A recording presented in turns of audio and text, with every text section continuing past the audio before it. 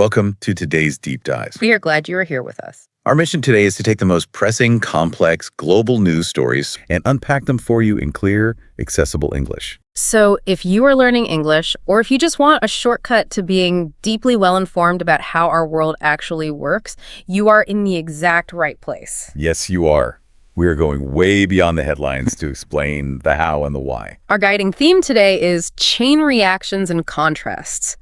We are going to look closely at the underlying physics, geopolitics, and even the psychology of our fragile global systems. Right. We will examine how a lack of fuel can erase the concept of a modern society overnight. We will explore how international shipping lanes can be choked by incredibly simple tactics. It is honestly mind-blowing. It really is. We will also analyze the weaponization of rumors, the sheer thermodynamic chaos of our current weather, and finally, the profound psychological resilience of the human spirit when faced with all of these extremes. So let's pull the first thread and see what unravels. We're starting in the Caribbean today, specifically in Cuba. Right. Right now, as we speak, the island is experiencing a catastrophic system-wide failure. The sources report that Cuba has suffered its sixth total blackout of the year. And we should clarify what that means. Yeah, please do. Because we are not talking about a rolling blackout where your neighborhood loses power for an hour. We are talking about 9 to 11 million people who are entirely uniformly without electricity. Which is devastating. It is. And in the 21st century, when the power grid dies, it takes the entire nervous system of a country with it. I mean, there is no internet. There is no cellular phone service. It is a complete, sudden disconnection from the outside world. To truly comprehend the scale of this, you have to look past the technical term blackout and examine the immediate biological and societal impact. This is not just a minor inconvenience. Not at all. When a national grid collapses for days in a tropical climate, basic human survival becomes a severe logistical challenge. The sources detail how within the first 24 hours, the cold chain breaks. Meaning refrigerators stop working. Exactly. Food begins spoiling rapidly in warm refrigerators. Because the ambient temperature is so high and concrete buildings trap heat so effectively, people are literally forced to drag their mattresses outdoors just to sleep. They are just trying to escape the stifling heat inside their own homes.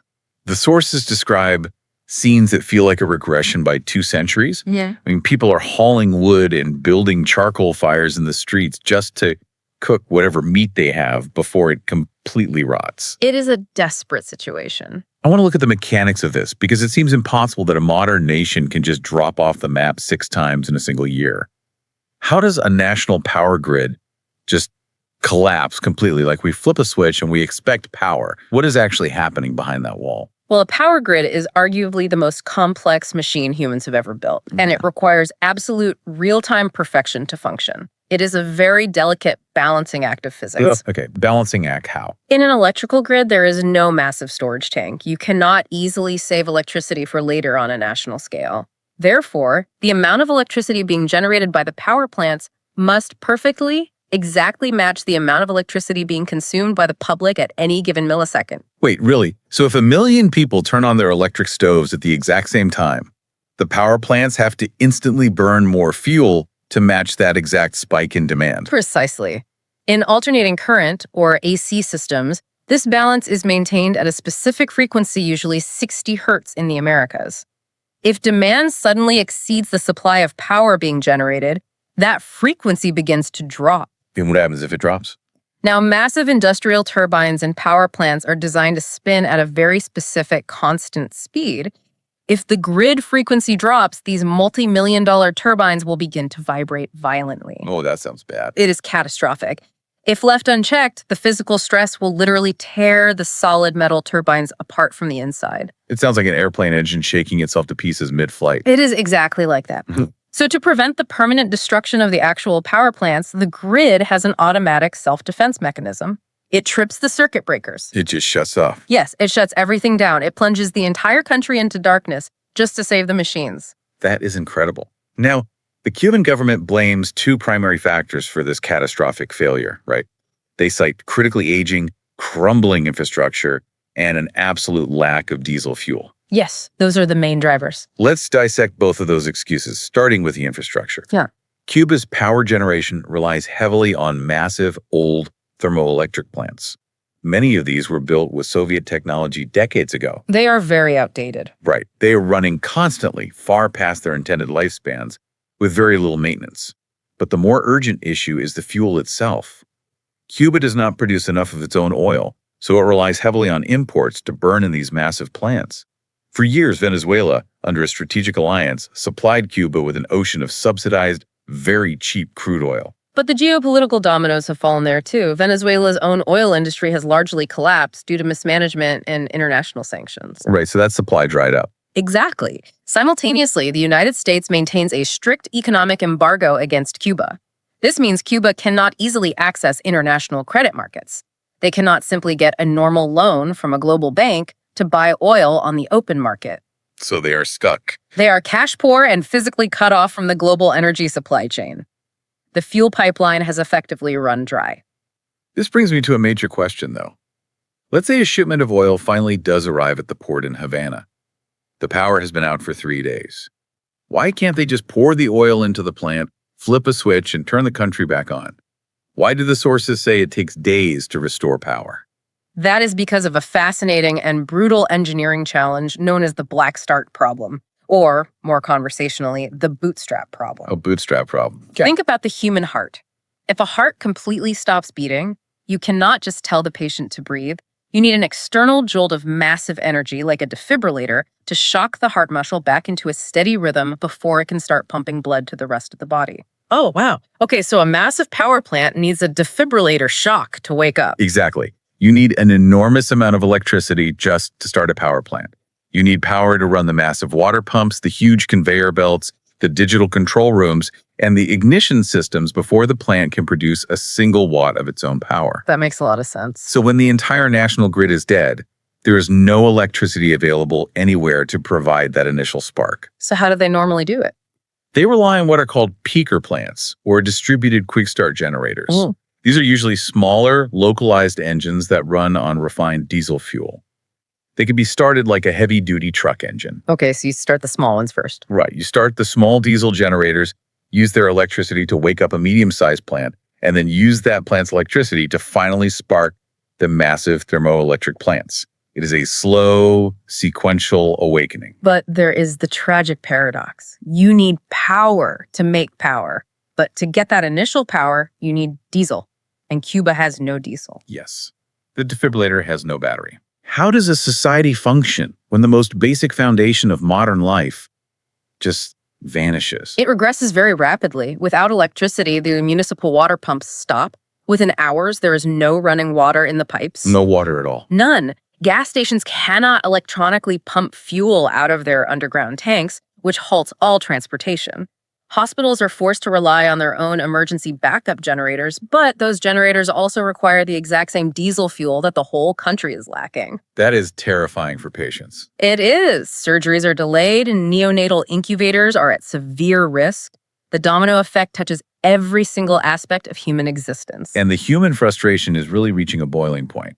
The sources note that people are out in the streets in total darkness, banging pots and pans together in protest. That is a very specific type of protest, isn't it? Yes, it is a traditional form of protest in Latin America called a cacerolazo. It is literally the sound of hunger and desperation. Our sources, specifically Noticias Telemundo, shared a truly striking anecdote from a content creator named Anita Mateo. She is a Cuban national who currently lives in Spain, and she recently traveled back to the island to visit her family. Her account is vital because it strips away all the macroeconomic statistics and just shows us the ground reality. Exactly. When she traveled to Cuba, she strategically rented a house for her family in Varadero. For context, for you listening, Varadero is arguably Cuba's most famous, pristine tourist destination. And tourists are usually protected, right? Yes. Historically, the Cuban government goes to extreme lengths to shield tourist zones from blackouts. The logic is brutal but simple. Tourists bring in hard foreign currency, which the government desperately needs to buy fuel. They will plunge residential neighborhoods into darkness just to keep the resort buffets lit. But Mateo reported that the systemic failure is now so profound that even Varadero lost power multiple times. The shield has completely broken. Yeah. And what stood out most from her account wasn't just the lack of electricity. It was her observation of the psychological and physical erosion of the Cuban people. She noted that people on the streets look visibly, unhealthily thinner. That is heartbreaking. She said there is a complete absence of smiles, just a heavy collective exhaustion. We must also examine the economic nightmare she described. To ensure her family could eat, she literally had to pack suitcases full of food in Spain and fly them across the Atlantic Ocean. Suitcases full of food just to survive a vacation. Yes. Once there, any additional food she needed had to be purchased in specialized stores using euros. This highlights the crushing reality of Cuba's dual currency economy. You explain that briefly. Of course. The local currency, the Cuban peso, which everyday citizens are paid in, is practically worthless right now. The shelves in the stores that only accept pesos are completely bare. It's an economy of total exclusion. If you do not have family abroad sending you euros or US dollars, you simply cannot buy imported cooking oil, powdered milk, or chicken. It is a devastating divide. And the tension from this inequality, combined with the brutal heat and the darkness, has led to real political unrest. The reports indicate that in a municipality called Moron, which is located in the province of Ciego de Ávila, protesters actually attacked the local headquarters of the Communist Party. Why that specific location? Because they were receiving only 1.5 hours of electricity per day. That is an astonishing level of deprivation. Imagine trying to live your entire life charging your devices, cooling your home, preserving your food in a 90-minute window every 24 hours. It is unimaginable. The Cuban president, Miguel Díaz-Canel, has publicly condemned these protests.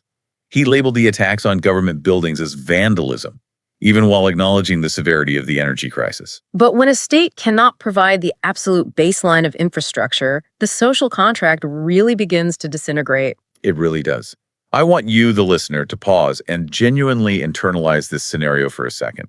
Imagine sitting in your home right now and the refrigerator hum just cuts out. The lights drop. You check your phone and the cellular signal reads 0 bars. Just total isolation. Now imagine that state lasting for 72 hours. Think about how quickly the veneer of your routine would evaporate.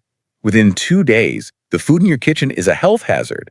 You have no way to contact loved ones outside of walking distance. You cannot access your bank account. Exactly. You cannot flush a toilet if you live in a high-rise building that relies on electric water pumps. It is a deeply sobering reminder of how entirely dependent we are on an invisible flow of electrons. And that profound fragility serves as the perfect, yet deeply contrasting transition to our next topic. It does. While millions of people in Cuba are suffering in the dark because their government literally cannot acquire enough fuel, the rest of the world is watching the price of that exact same fuel absolutely explode. We are moving from an island of scarcity to a massive global arena of geopolitical extortion. Yes, let's zoom out from the Caribbean and look at the Middle East. We are analyzing a massive geopolitical chokehold that is sending shockwaves directly into the wallets of everyday consumers around the world.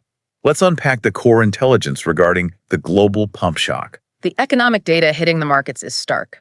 According to the reporting, the United States is experiencing a violent surge in retail gasoline prices. The cost of a gallon of gas has spiked by 80 cents since the outbreak of full-scale war in the Middle East just 3 weeks ago. That is huge. Yeah. For an intermediate English learner trying to grasp the economic impact, an 80-cent jump in 21 days is not a normal market fluctuation. It is a massive inflationary shock. Exactly. It increases the cost of delivering groceries, commuting to work, and manufacturing basic goods. Everything gets more expensive. To combat this massive price spike, the U.S. government is deploying its ultimate economic weapon. They are authorizing the release of 86 million barrels of crude oil from the Strategic Petroleum Reserve. The SPR. Right. Now, for our listeners who might not be familiar with energy infrastructure, the Strategic Petroleum Reserve, or SPR, sounds like a giant metal tank sitting in a field somewhere. But it is actually a marvel of geology. It is a massive emergency supply of crude oil stored deep underground in hollowed-out salt caverns located along the coastlines of Texas and Louisiana. Salt caverns. That sounds almost ancient. I know, right? Salt caverns are used because the salt is completely impermeable. It does not react with the oil, and the high pressure prevents the oil from leaking away. The U.S. government actually pumps fresh water into underground salt domes to dissolve the salt, creating massive caves, and then pumps the oil in. That is fascinating engineering. This reserve was created in the 1970s precisely for moments of catastrophic global disruption like we are seeing now. And the U.S. is not acting alone here. No, they are not. The International Energy Agency, the IEA, is coordinating a synchronized global release of 400 million barrels of oil from reserves around the world. They are trying to flood the market and force prices down. But we cannot just talk about barrels of oil without acknowledging the very real human cost driving this panic. The sources present a sobering military toll. Over 200 U.S. service members have been wounded across 7 different countries in the Middle Eastern theater, and tragically, there have been 13 fatalities. It is a profound loss. And the epicenter of this military and economic earthquake is a very specific, incredibly narrow strip of water known as the Strait of Hormuz. The Strait of Hormuz. Yes. The reports indicate that Iranian forces have effectively blocked commercial transit through this strait. As a direct result, global crude oil prices have shattered the psychological barrier of $100 per barrel. Okay, before we dive into the highly charged political reactions to this blockade, it is absolutely essential to pause here for our listeners. Yes, very important. As we discuss the statements from U.S. politicians, military leaders, and international allies, please understand that our role on this deep dive is strictly analytical. We are sharing politically charged statements from U.S. and international leaders. We are not endorsing any of these viewpoints or taking any side. Our sole mission is to report the facts exactly as they appear in the source material so you understand the global conversation. Having established that neutral ground, let's look at how the political players are reacting to this crisis. The tension among Western allies is arguably as high as the tension with the adversary itself. Really? How so? Well, former U.S. President Donald Trump is taking a highly aggressive public stance. He is demanding that NATO and other strategic allies, specifically calling out the United Kingdom, Germany, France, Australia, and Japan, deploy their naval warships to the Middle East to forcefully break the blockade and reopen the Strait of Hormuz. But the sources indicate that the allies are not complying. In fact, they are pushing back intensely. They are flatly refusing to send their navies. Their unified stance is essentially summarized as, "This is not our war." Right. The German government has been particularly explicit about this. They stated that a military operation in the Persian Gulf falls completely outside of NATO's jurisdiction. Because NATO's regional, right? Exactly. NATO, the North Atlantic Treaty Organization, was designed as a mutual defense pact for Europe and North America against Soviet aggression. These nations are arguing it is not a global maritime police force. In response to this defiance, Trump has issued a severe diplomatic threat. He warned that NATO faces a, quote, very bad future if the allied nations refuse to join the United States in this military operation. It is a fundamental fracturing of the post-World War II alliance architecture, playing out in real time over the price of crude oil. I need to step in here and challenge the fundamental military logic being presented in these reports. I am reading the same sources, and the U.S. military has publicly claimed that Iran's conventional military capacity is, quote, 100% destroyed. Yes, that is the official claim. Okay, if we assume that statement is true, if a nation's military infrastructure, their air force, their command centers are entirely reduced to rubble, how is it mathematically or physically possible for a totally defeated nation to still hold global shipping hostage? It feels like a massive contradiction to me. It is an excellent question, and it cuts to the very heart of modern conflict. The contradiction resolves when you understand a military doctrine known as asymmetric warfare. Asymmetric warfare. Let's translate that into simple, accessible English for our listener. Absolutely. Symmetry implies balance, right? Two things being equal. In traditional symmetric warfare, two massive superpowers line up with billions of dollars worth of fighter jets, aircraft carriers, and tank battalions, and they fight head-to-head. The side with the most firepower usually wins. Makes sense. But asymmetric warfare is when a technologically inferior, much weaker force uses incredibly cheap, unconventional tactics to completely paralyze a massive, superior force. Can we anchor this with a real-world analogy? Something easy to visualize. Certainly. Imagine a massive, multi-billion-dollar, 10-lane superhighway.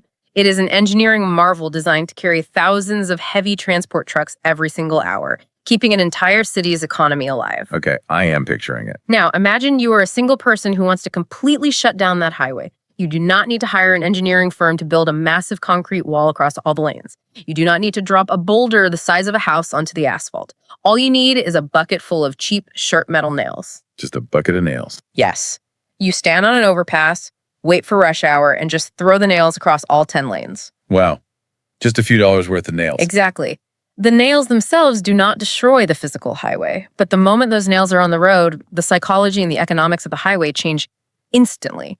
No commercial truck driver is going to risk shredding their expensive tires and destroying their cargo. The traffic stops entirely. That is brilliant.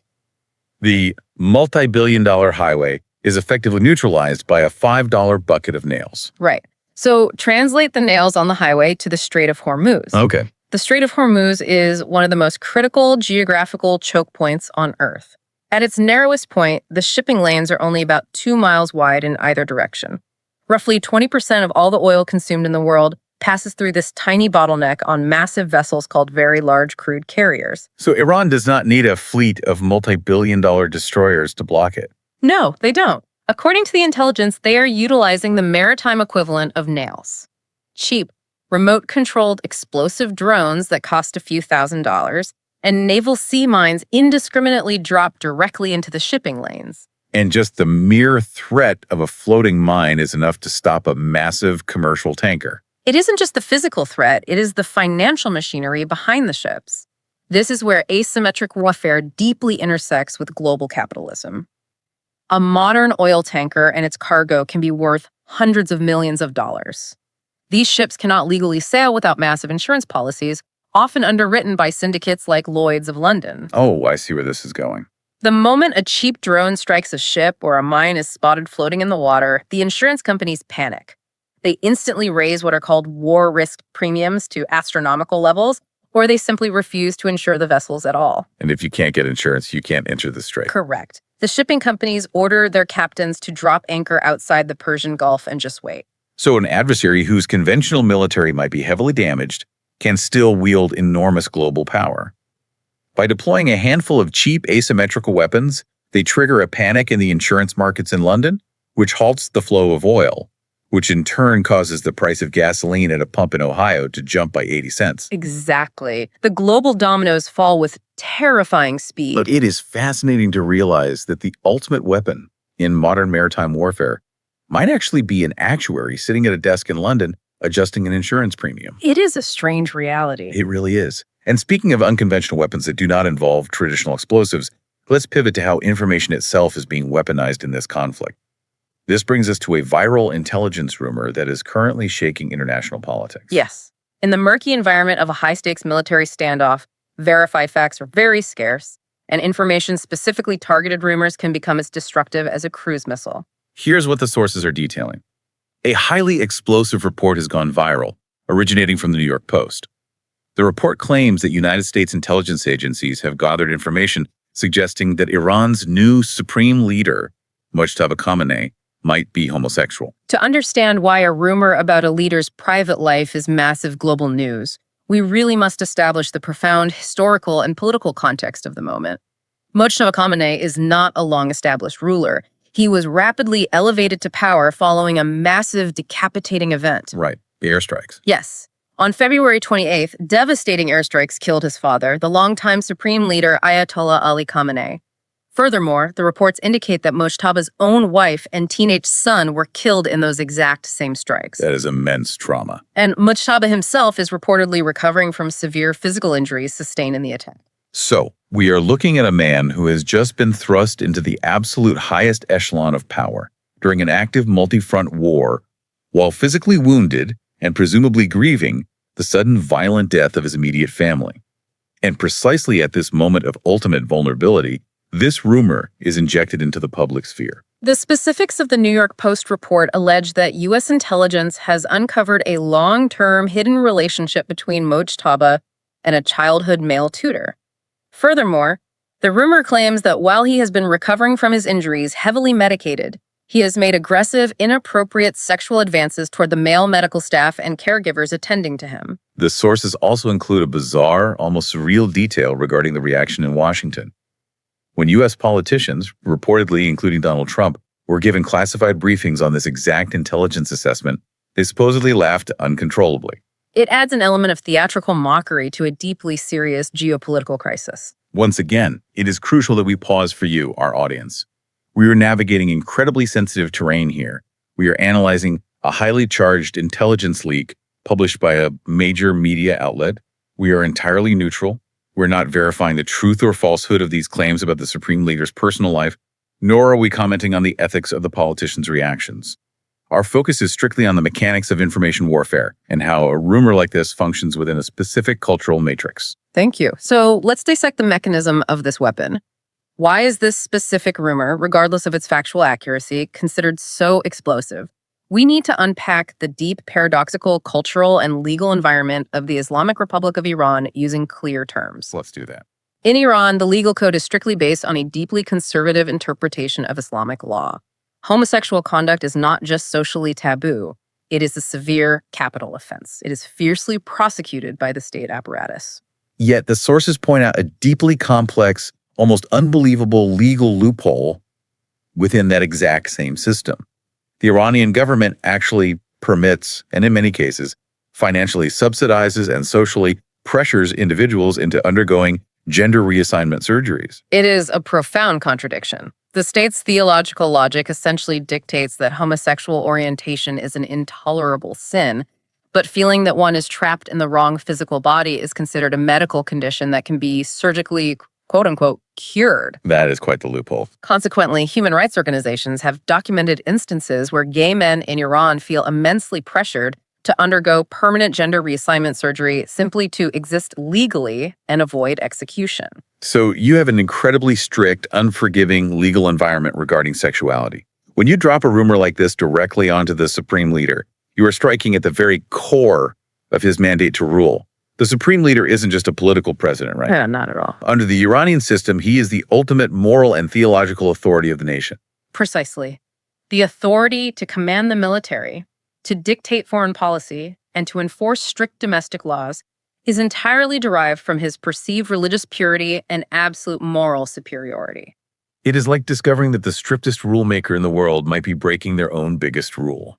Let's say you have the most aggressive, unforgiving judge in the country, a judge who routinely locks people away for decades for stealing bread, and then you discover he is secretly running a massive theft ring in his basement. That is a great analogy. The moment that hypocrisy is exposed, the judge loses all legitimacy. Nobody respects his gavel anymore. In this geopolitical scenario, if the rumor takes hold, the political fallout isn't just a scandal. It could be fatal to the regime itself. Which leads us to the critical, analytical question that every consumer of news should ask.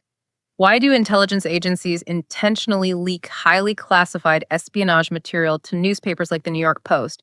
If you have secret intelligence on a foreign leader, why put it on the front page? That is the real puzzle. If you have blackmail material, traditionally called compromat, don't you keep it secret and use it to extort the leader in private? Like, do what we want or we release the photos. By leaking it to the press, you lose your leverage, right? That is true if your goal is to negotiate with the leader, but if your goal is to completely destroy the leader, the strategy changes. This is classic psychological warfare. Oh, nice. In modern statecraft, you don't just attack an adversary's physical infrastructure with bombs. You attack their sociological infrastructure. You attack their internal unity. The primary target audience for this leak is likely not the American public. It's not. No. The true target audience is the deeply conservative clerical establishment in Iran and the hardline generals of the Islamic Revolutionary Guard Corps. You want to plant a seed of toxic doubt inside his own inner circle. Exactly. The intelligence agency releasing this doesn't even need to definitively prove the rumor is 100% true. They just need to create enough suspicion that his own generals and religious allies start whispering behind closed doors. They want the Revolutionary Guard to question whether this new, untested leader possesses the moral authority to send young men to die in a war. Right. If a leader is constantly looking over his shoulder, terrified of a coup from his own embarrassed generals, he is distracted, weakened, and far less capable of managing a complex international war against the United States or its allies. It is a deliberate strategy of internal destabilization. It proves that in the modern theater of war, an unverified rumor engineered to exploit a specific cultural taboo can be just as devastating as a physical blockade in the ocean. The dominoes of human psychology are just as easily tipped over as the dominoes of global trade. And just as we see extreme chaotic forces shaping international politics, we are seeing equally extreme chaotic forces rewriting the physical rules of our very planet. Let's pivot from the unpredictable nature of human conflict to the sheer thermodynamic violence of the atmosphere. Yes, this brings us to a phenomenon we are calling a nation divided by thermometers. The weather data emerging from the United States right now paints a picture of a continent experiencing profound, simultaneous extremes. It's an absolute study in contrasts. To understand the severity, we really must look at the specific meteorological events. Let's start with a highly destructive, localized event reported by the sources. A powerful tornado touched down in the region northeast of Charlotte in the state of North Carolina. The National Weather Service provided some terrifying metrics for the storm. They confirmed it was packing rotational winds of 85 miles per hour. But what caught my attention was how they described its size. The visual is striking. It really is. They measured the width of the tornado's path of destruction at 25 yards. Now, for our global English learners, 25 yards might be hard to visualize. The source provided a brilliant anchor. The spinning vortex of this tornado was exactly as wide as 2 yellow school buses parked end to end. That is a brilliant way to communicate scale. Imagine the sheer kinetic energy required to sustain a column of rotating air the width of 2 buses, grinding across the landscape. It is terrifying. The sheer vacuum pressure and wind speed were enough to physically tear the heavy roof completely off a commercial warehouse, exposing the massive steel girders underneath. Miraculously, despite the sudden, violent destruction of a massive building, the reports indicate no human casualties. But that tornado is just a singular violent symptom of a much larger, deeply confused atmospheric system over North America. The United States is currently split by a terrifying Great Divide of extreme weather whiplash. We really need to examine the vocabulary of this crisis for you, our listener, because understanding these terms reveals the actual threat to the infrastructure. Let's do it. In the deep south of the United States, covering major metropolitan hubs like Houston and Dallas in Texas, stretching eastward to Atlanta, Georgia, a staggering 39 million people are currently living under official freeze warnings. Now, for an intermediate English learner, it is important to understand that a freeze warning from the government is not just a meteorologist telling you to wear a warmer jacket. It is a critical alert of impending infrastructure failure. Exactly. A freeze warning indicates that ambient temperatures will plummet below 32 degrees Fahrenheit or 0 degrees Celsius for an extended period. When this happens in regions that are traditionally warm, the architecture is simply not designed to handle it. So what happens? Well, water sitting inside uninsulated municipal pipes and residential plumbing expands violently as it turns into solid ice. This expansion creates immense pressure, causing the pipes to literally burst open inside the walls of homes and beneath the streets. That causes massive flooding and damage. It also decimates agricultural crops overnight, freezing the water inside the plant cells and destroying millions of dollars of the food supply. Meanwhile, if you look at the northeastern United States, major cities like Chicago, Boston, and New York, they're enduring brutal sub-zero wind chills. Wind chill is a crucial concept. It isn't what the thermometer reads.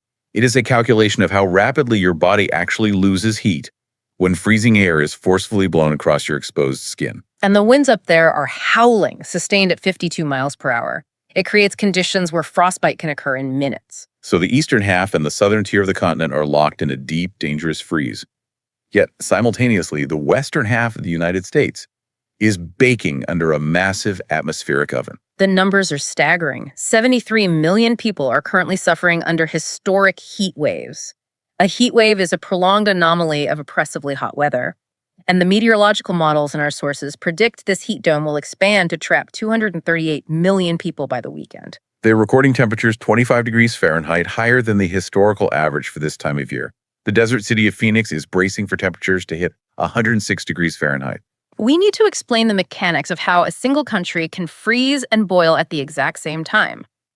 It has to do with the disruption of massive, high-altitude air currents, primarily the jet stream. How does the jet stream work normally? Normally, the jet stream acts like a tight, fast-moving fence of air that keeps freezing Arctic temperatures locked up at the North Pole. But when the jet stream weakens, it begins to wobble violently in massive waves. Like a garden hose whipping back and forth if you drop it. Exactly. When the wave dips deep into the south, it leaves the freezer door open, allowing Arctic air to spill all the way down into Texas.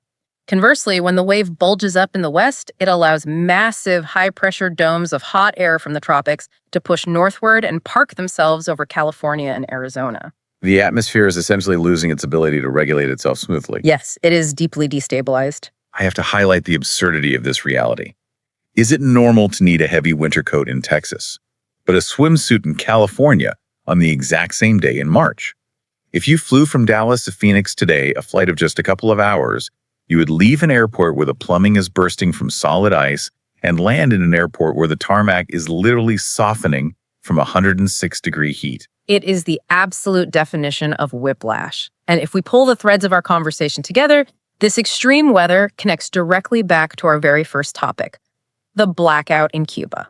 Wait, how does a heat wave in Phoenix and a freeze in Houston connect to the dark streets of Havana? Through the vulnerability of the electrical grid, extreme weather events are the ultimate stress test for power infrastructure. When a freeze warning hits Texas, millions of poorly insulated homes simultaneously turn their electric heating systems to maximum. Heating elements require massive amounts of amperage. Right. Conversely, when a heat dome settles over the West, tens of millions of people instantly turn on their air conditioning units just to survive. It is the exact same demand spike problem you described earlier with the turbines. Exactly. Millions of people plugging in and demanding massive amounts of energy at the exact same millisecond.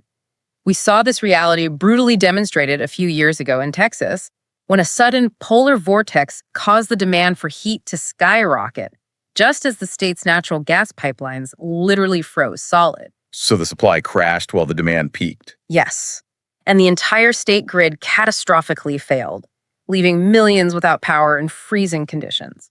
It shows that sophisticated developed nations with massive economies are not immune to the physics of the grid. If the weather pushes the demand for power higher than the infrastructure can generate, the system will break itself to survive. Our modern dominoes are incredibly fragile, whether they are in a developing island nation or the wealthiest country on Earth. It forces us to acknowledge how delicate the balance is that keeps our technologically dependent civilization running. We rely on a constant, unbroken chain of fuel, wires, and stable weather. Well, after immersing ourselves in such heavy, complex realities today, a nation suffering in the dark, the looming threat of global maritime war, the dark arts of psychological intelligence warfare, and an atmosphere that seems to be tearing itself apart, I want to deliberately guide our deep dive toward a moment of pure, unadulterated human joy. I think we could all use that. We really need a palate cleanser. We need to look at how humanity responds when we choose to build something together instead of breaking it apart. Let's look at the story of the giant human flag. This is a truly remarkable narrative of mass unity emerging from Mexico. It provides a beautiful contrast to all the division we have discussed today. The sources report that an incredible logistical feat took place in the Zocalo. For context, the Zocalo is the massive, historically profound central square in the heart of Mexico City. It is a place where empires have literally risen and fallen. But on this day, 9,500 people voluntarily gathered in this square with a single joyful purpose: to break a Guinness World Record. And the specific record they targeted is wonderfully wholesome. They gathered to hold the world's largest football or soccer training class. And they did not just break the previous record, they absolutely obliterated it. The former record stood at a mere 1,038 participants. The crowd in Mexico City brought nearly 10 times that amount of people moving in perfect synchronization. But the visual execution of the event is what elevates it from a mere sports class to a massive piece of living art. The organizers executed a brilliant piece of logistical planning. They distributed specific, brightly colored caps to different sections of the massive crowd, green on one side, right in the center, and red on the opposite side. So if you were in a news helicopter hovering directly above the Zocalo looking straight down, you wouldn't just see a massive crowd of individuals doing jumping jacks. You would see a living, breathing, perfectly proportioned, giant human-sized Mexican flag spanning the entire plaza. It is a stunning achievement in mass coordination.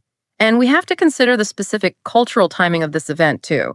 This record was broken just under 100 days before the kickoff of the highly anticipated 2026 FIFA World Cup, which is a monumental global event being hosted jointly by the United States, Canada, and Mexico. Think about the mechanics required to make this happen.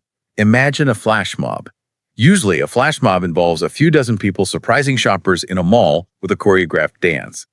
But this was an entirely different scale. Very different. This was 9,500 strangers arriving, receiving instructions, standing on specific geometric marks, and executing a strictly measured, officially adjudicated sports class, while simultaneously acting as individual pixels in a massive national image.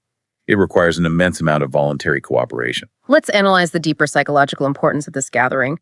Why, in a world beset by falling power grids, skyrocketing fuel prices, geopolitical blockades, and terrifying weather anomalies, do we care so deeply about a sports record? Why does humanity invest so much emotional energy into a simple game? Because it is an escape. It is more than an escape. It is a psychological sanctuary.